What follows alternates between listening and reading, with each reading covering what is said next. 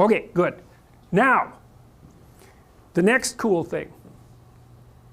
What happens when you see a tool? You're happy. What happens when you see an obstacle? You're unhappy. And now you understand emotions. And that's so, like, that doesn't take much. That's, once you've got this initial framework, it's like, okay, well, what's an emotion for? Positive. Move forward. Negative. Get away.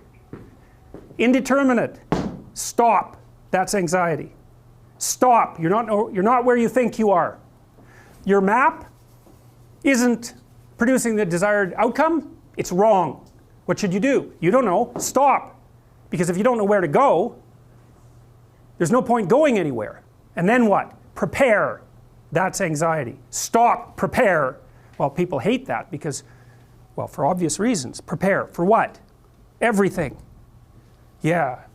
Very, very demanding psychophysiologically. And that's also something that's really worth knowing. It's like anxiety isn't just a psychological state that's unpleasant. It's like you're revved up and you're burning resources like mad. And you're in a biochemical state such that that's optimized for quick action, but that's toxic if you inhabit it for any length of time.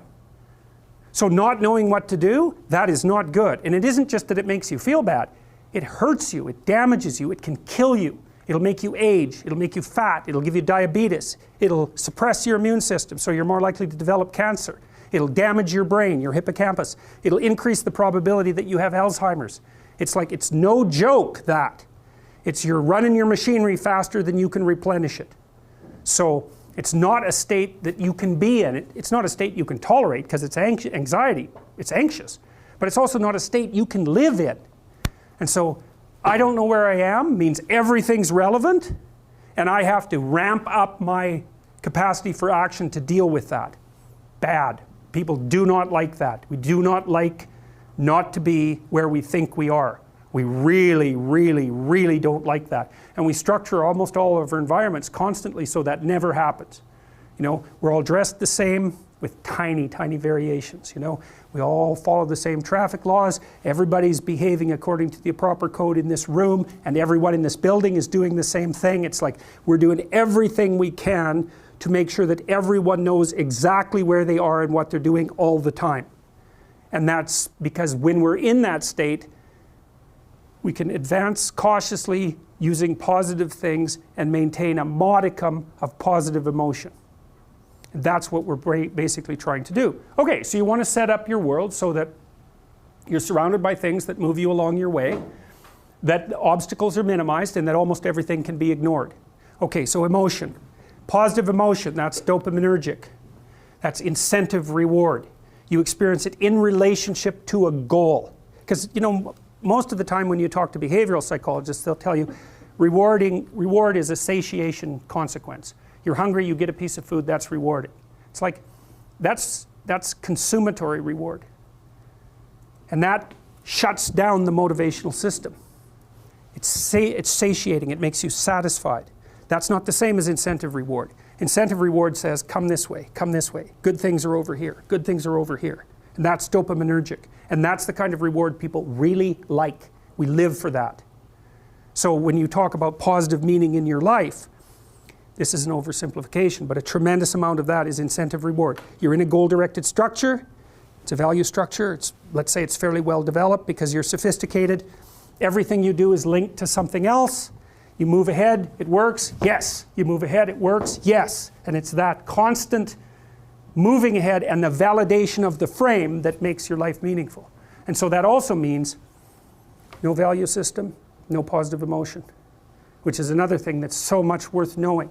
You know, the postmodernists complain about value systems constantly, and they say, well, the problem with a value system is that it includes some people, winners, and excludes other people, losers. It's like, yes, that's true.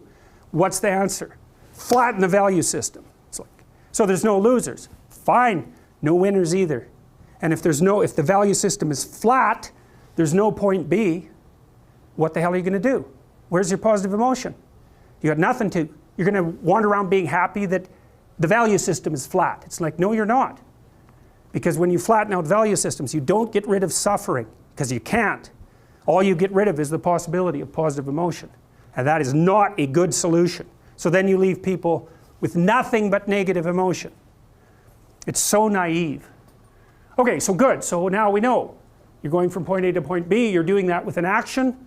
If things are working out, if you see facilitators along the way that you can utilize, you get a kick of positive emotion.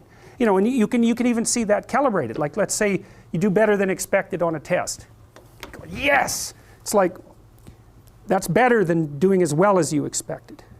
Because what the message is that not only am I moving towards my desired goal, but I'm moving along faster and with less effort than I thought. It's like, bang!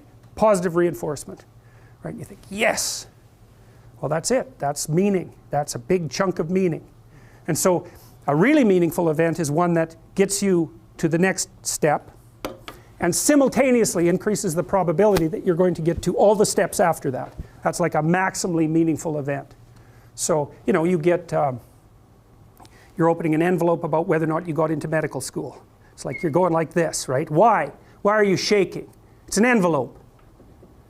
No, it's not. It's a portal, right? It's a portal. And what's in that envelope either puts you that way into one world or that way into another. And you think, you're looking at it, you think, well, that's an envelope. It's like your body isn't thinking that, not for a bloody second. It knows perfectly well that that's a portal. And you open it up, it's like collapse. The whole, what would you call it? That whole avatar-related future just goes ashes. Or, bang, it springs into reality. And you perceive that, and that you perceive all of that almost instantaneously, and that produces that radical transformation in emotion. You're not reacting to the envelope. Or maybe the envelope isn't what you think it is. Or maybe the envelope isn't what you see. And that's more accurate. That's way more accurate. The envelope is way more than what you see.